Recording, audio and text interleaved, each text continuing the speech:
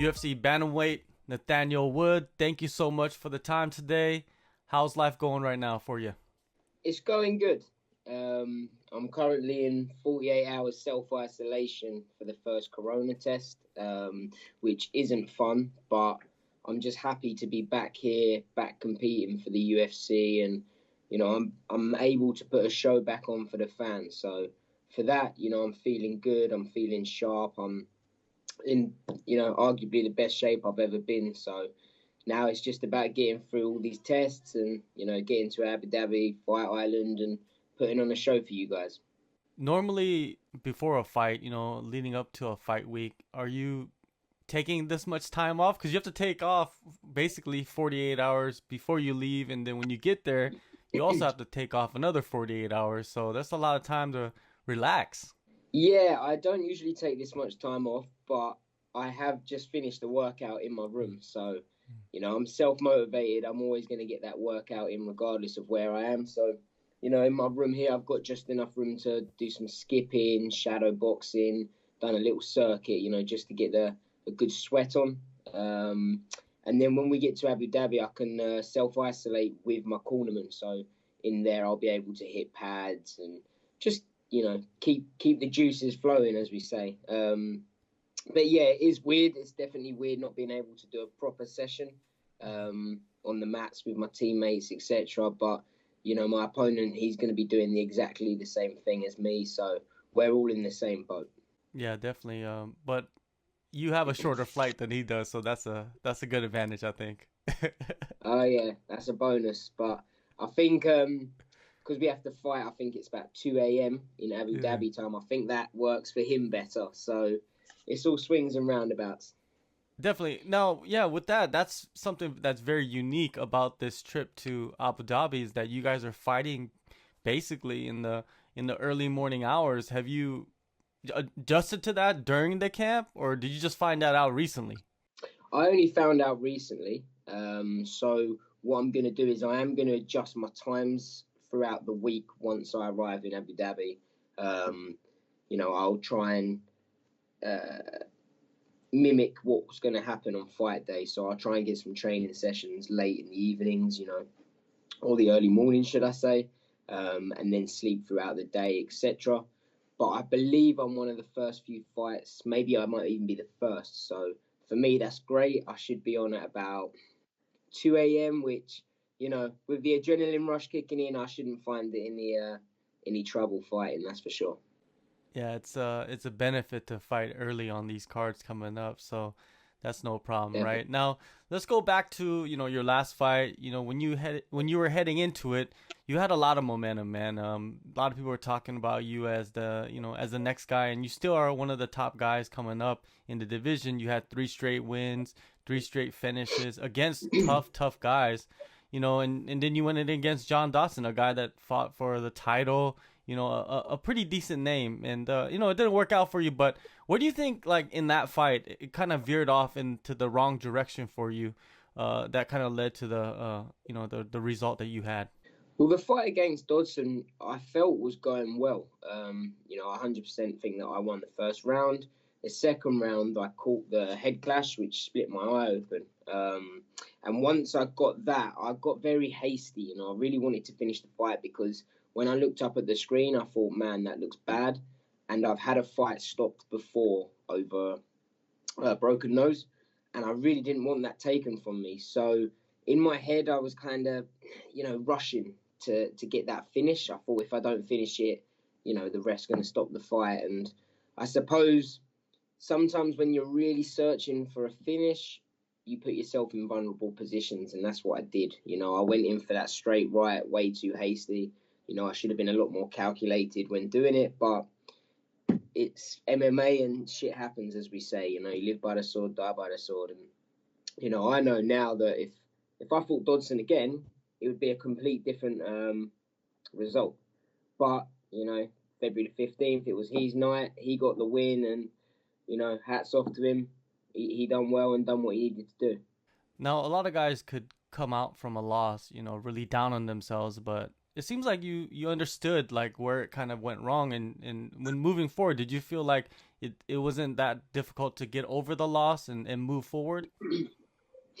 No, it wasn't. It wasn't difficult to get over the loss because the way I look at things now is there's a lot more going on in the world than to Mhm. worry about. I lost. At the end of the day, this is a sport, and I take it very seriously, and this is my livelihood. So I only ever come in to win, and I always put my 100% in my training. But at the end of the day, if you lose, I still go home to my family, my friends. I've still got my health. I might not get the win bonus, but I'm still happy. I'm still living the dream. I didn't get the result I wanted, but that's part of the game. And I guess it's like if you play football or soccer, you lose games, and it's the same in MMA. I didn't go into a fight, get absolutely dominated, and come out thinking, this guy is way above my level. I came out, if anything, thinking, was that it? Dawson obviously had fought for the belt twice, um, and I didn't really feel much in the fight other than obviously when I got caught in the third round. Um, so yeah, I'm just happy to be living the dream. I get to do what I love for a living, go home with a nice check in my bank, and just crack on to the next one. Definitely, definitely. Now, after that fight, you go back home, and it wasn't very long until the government had locked everything down. How long was it for you? Well, when I came back, I think the London card was 5 weeks later, and I wanted to get on that, which obviously got cancelled. So I think I had about a month when I got back from the fight, and straight away I was just back in the gym training. I had some stitches in my eye, so obviously I couldn't do any sparring, but I was just making sure that I was sharp and ready to go in case they needed someone for that London card, which obviously got cancelled anyway, so it wasn't really too much of a problem. But yeah, then lockdown happened, which the first week was hard. It was weird, and no one really knew what to do. But after the first week, my coaches donated me some equipment. I set up a gym in my garden, so I was able to, do some strength conditioning. And I'm fortunate enough to have my dad as a striking coach, so we was working basic fundamentals the whole of lockdown. And if anything, I think I've come out a better fighter than I was before. So if anything, it's done me favors. Yeah, yeah, extreme benefit to have a family member there with you, and being able to guide you and direct you into the proper direction and improve you and elevate you in your skill set, man. That's great, man. I guess you could say that you and your father could get closer in that time too, right? As a son and father, like relationship wise. Did that happen? Yeah, this is the thing that I was telling people. In lockdown, you can either look at it as, oh no, I'm in lockdown, there's nothing to do, what am I going to do? And or you can look at it as, I can spend time with my family because I still live with my parents and my fiance also lives with me. So I was able to spend a lot of quality time with them that you wouldn't normally get when you're doing your day job, you're out training, you've got other things going on. So it was nice just to be able to spend some time with them. And and that's the thing, if you get on with your family, lockdown shouldn't be hard. So even though we all got quite bored, it was nice just to be able to, spend some time with them and, just in a way chill out a little bit. I wasn't quite chilled because I was just constantly thinking about when can I train, what can I do, and, when can I fight. But, other than that, there was some positives to the lockdown situation. Now, when did when were you able to get back into the gym and actually train with other people, such as your teammates? Luckily, it was at the start of camp. So it Mhm. was about 9 weeks ago, or whenever the government said that combat athletes were allowed to return to training, professionals, that's when, I started getting the work in. So fortunately enough, this fight camp's been normal. I've been able to get all the sessions in that I would have normally done. I've had a good solid 9 weeks of being in the gym and being able to, get the sparring rounds in, etc. But as I say, I was always training anyway. So as soon as the lockdown was over, I went back to the gym. I was already in shape. I still had my abs. So I was ready to rock from the get go. Now, who were your close training partners this time around? Because I'm pretty sure not everybody was able to come to the gym, right? Because everybody lives different lives and has different situations. Yeah, so there was obviously a few people missing, but I had all the main people that I needed for my camp. You know, I still had the main selected few sparring partners that I would like to train with, who kind of can mimic my opponent at the time, and I was able to get my coaches there the whole time. So, you know, luckily enough, we all lived near the gym that we was going to. Um, but we had to obviously keep numbers relatively low. You know, we couldn't be walking in the gym with 50 guys all training. So, you know, if anything, I got a little bit more one-on-one time with a lot of my coaches. And, you know, that I think has been an advantage in this camp. And, you know, I'm just looking forward to being able to show it to you guys next Saturday. Now, this fight is unique because you started off camp with Umar Nurmagomedov, and now you got John Castaneda, which are pretty polar opposites. Do you feel like they're completely different fighters? Yes, obviously fighting Omar, I was getting ready for kind of a Khabib style fighter, you know, someone that's going to try and take me down and, you know, ground and pound, that sort of thing. Although his fights were a lot striking, I knew that I don't think he would be striking with me. And now obviously we have John, who's a complete different guy. But if anything, I think John's a much easier opponent than Omar. So, yeah, that's no disrespect to him. I still think John's going to be he's one hell of a fighter. He's obviously got 17 wins under his record and only 4 losses. But for me, stylistically, this is a much easier fight. You know, I think he's going to come forward and, you know, I think it's going to be an early night for him. In the UFC, how much does Octagon time play a factor in the result of fights? Do you feel like that's something that you can utilize against your opponent? It all depends. You know, MMA really is kind of sometimes a game of luck.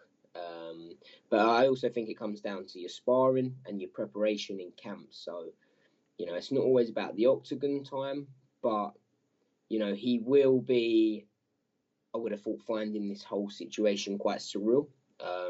You know, obviously fighting for the UFC, amazing. Having your debut on Fight Island with such, you know, weird circumstances. I don't know if he's ready for that sort of thing and whether it'll throw him off. But, you know, I'm expecting him to come in at his best. But I know for a fact that he would not be preparing the way I've been preparing. And, you know, I know he's not the fighter that I am. So, you know, I'm just looking forward to showing that to everyone and getting back in that win column. Who are you taking with you to Fight Island? Because this is a once in a lifetime opportunity right here.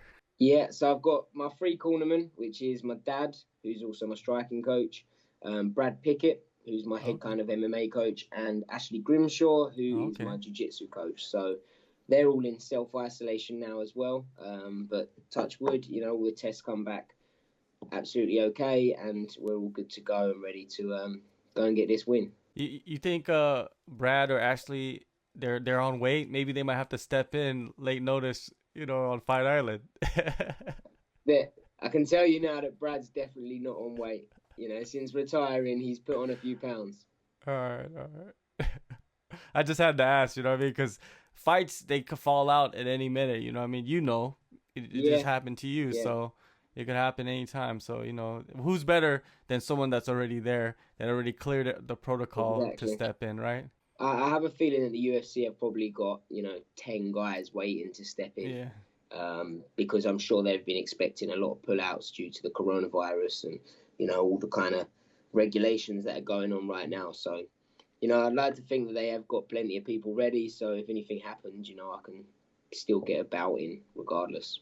How do you visualize this fight, man? You close your eyes and you think about what the result is. What do you see happening? I see John coming out very fast. I think he's going to be in a rush to get it done. I don't think he's going to be in anywhere near as physical shape as me. So, I think that he's going to be thinking that he needs to finish the fight quick or take me down and, try and lay on me and, savor his energy. So, I see him walking into a straight right. And I feel like, I'm going to knock him out. But, regardless, I just want to get the win. I want to get the finish, and I want to just impress Dana White because he's going to be watching cage side, and then get a nice 50 G's bonus, come home, go on holiday. That's the plan. The UK guys picked up most of the bonuses, man. You guys are doing That's it. great. in on Fight Island. Yeah, that's it. We come for the finishes. You know, we always want them bonuses because mortgages over in England are far too expensive. Definitely, definitely. Now for yourself, you go in there, you get back in the win column.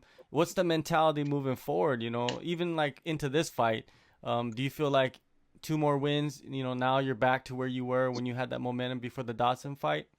Yeah, with MMA, that's the good thing about it. You know, a win can skyrocket you up, and then unfortunately a loss can skyrocket you down. So, I feel like a good win on next Saturday, and I'm back where I was. And for me, it's just about competing. This is what I do for a living. This is what I enjoy, and I want to just get in there as much as I can, and eventually work my way up that top 10 ranking, and go for gold. So I just want to compete, stay healthy, and stay living the dream. Definitely. Hey, man, one thing that you got is that you do have the support and you do have people's ear and the eyes, and they're watching you, and you're one of the top guys coming out the UK. So all you have to do is go out there and win, man. July 25th, Fight That's Island. it. Thank you so much, Nathaniel, for the time, and good luck on the fight and be safe. And yeah, man, I'll be watching you from my television. Thanks for your time also. I appreciate it.